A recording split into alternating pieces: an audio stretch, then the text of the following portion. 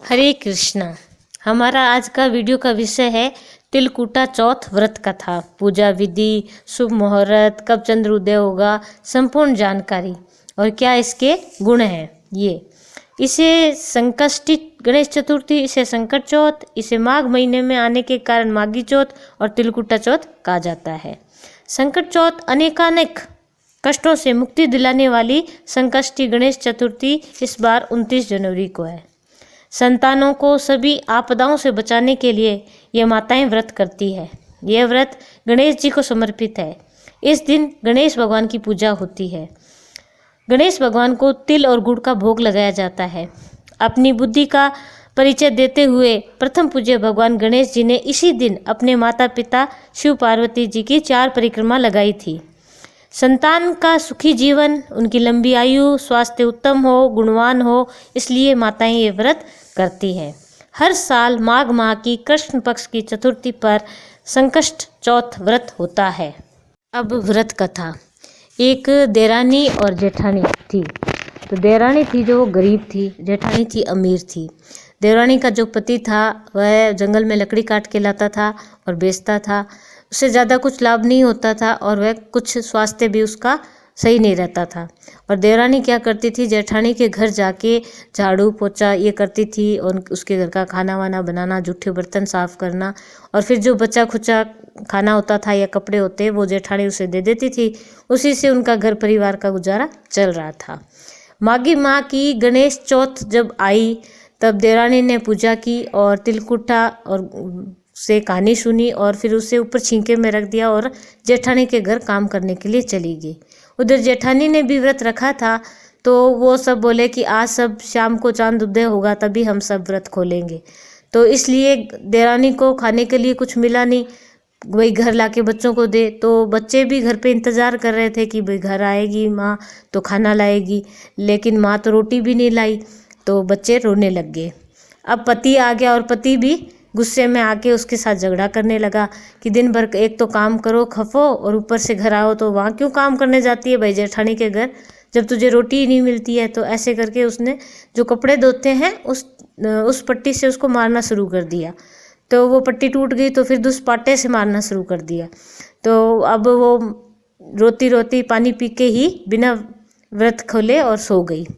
रात को गणेश जी आए उसके सपने में देवरानी के और कहा कि मुझे तो बहुत भूख लगी है। देवरानी बोली जेठानी के घर से बची खुची रोटी लाती थी, आज वो भी नहीं मिली है और कुछ नहीं है तो तिल और गुड़ का मैंने जो प्रसाद का भोग बनाया था वो पड़ा है, छींके में खा ले।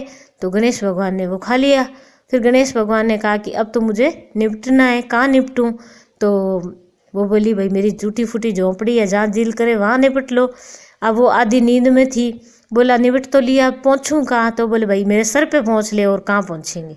ऐसे करके गणेश जी अंतर्ध्यान हो गए। सुबह जब देवरानी उठी तो देवरानी क्या देखती है कि हीरे मोती जवाहरात चारों तरफ बिखरे पड़े हैं, उसका सर भी हीरे जवाहरातों से जड़ा पड़ा है। अब वो धन समेटने में लगी, धन समेटने लगी तो जेठानी के घर जाने के लिए देरी हो गई। वहाँ जेठानी ने सोचा कि रात को खाना नहीं दिया इसलिए आज देवरानी नाराज हो गई है, तो अपने बच्चों को भेजा कि जाओ चाची क्यों नहीं आई, देख के आओ। तो जब आए वो बच्चे पूछा कि चाची आपको माँ बुला रही है। तो बोला कि अब मुझे तुम्हारे घर आके काम करने की ज़रूरत नहीं है, गणेश भगवान ने मुझे ये अन्न धन खूब दे दिया है।